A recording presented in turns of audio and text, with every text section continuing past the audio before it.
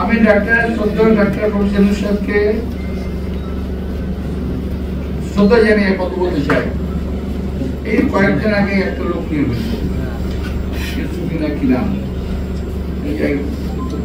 কয়েকদিন আগে সুফিও একটা লোক নিয়ে হয়েছে। তো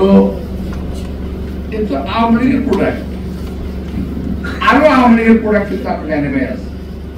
আপনি একটু ওদের কাছ থেকে সাবধান থাকবেন, ওরা কিন্তু আপনাকে রিলেট করে ফেলবে। আমি আবারও বলছি, সচিবালয়ে 4 জন, নাম বলবো না আমি, সচিবালয়ের বাইরে 1 জন, আমি নাম বলছি না, সচিব মর্যাদায়, উনি সচিব ছিলেন। এরা 5 জন এবং আপনার উপদেষ্টা পরিষদের কিছু লোক আপনার কিন্তু সঠিক রাস্তায় দিয়ে দেবে না। আপনার সারা জীবনের অর্জন, আপনি নোবেল লরিয়েট, সারা বিশ্বের মানুষ আপনাকে শ্রদ্ধা করে, আপনার সারা জীবনের অর্জন তৈরি শেষ করে দেবে। এই কথা শুধু আপনি বলতে চাই। আমরা আপনার সম্মান রক্ষা করে দেশটাকে সুন্দর করতে চাই। এই দেশ সুন্দর হবে, আপনি সফল হবেন, এই দেশটা ভালো হবে। আপনার সফলতা আমরা চাই। আপনার সফলতা আমার দেশের মানুষ চায়, আমরা চাই। আমার নেতা তারেক রহমান সাহেব তিনিও চান যে আপনি সফল হন। আপনার সফলতার উপরে নির্ভর করছে আমাদের দেশের স্বাধীনতা, সার্বভৌমত্ব। তাই আমাকে ভুল বুঝবেন না কেউ।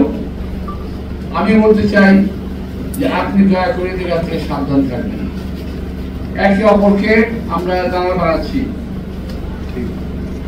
এরা যেমন ঠিক না, আবার যারা যে আছে সেই কথা অস্বীকার করা যাবে না।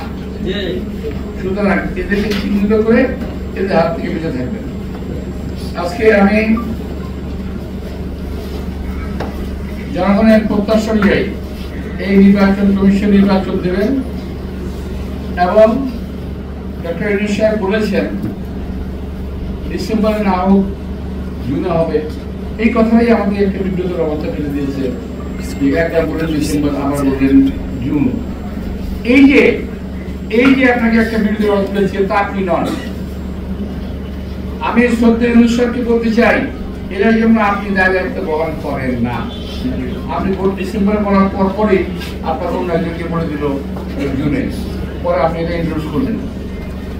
কিন্তু এই যে বিষয়টা, এর মধ্যে আমি বেশ ভালো একটা সন্দেহ করার মতো যথেষ্ট যুক্তি আছে যে এই নির্বাচনটা যেন না হয়।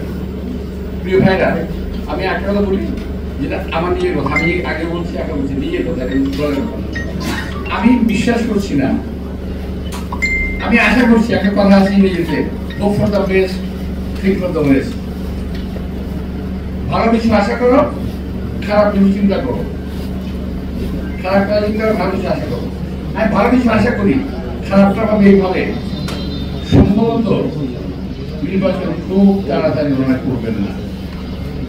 আমি তার কোনো লক্ষণ আমি দেখি না।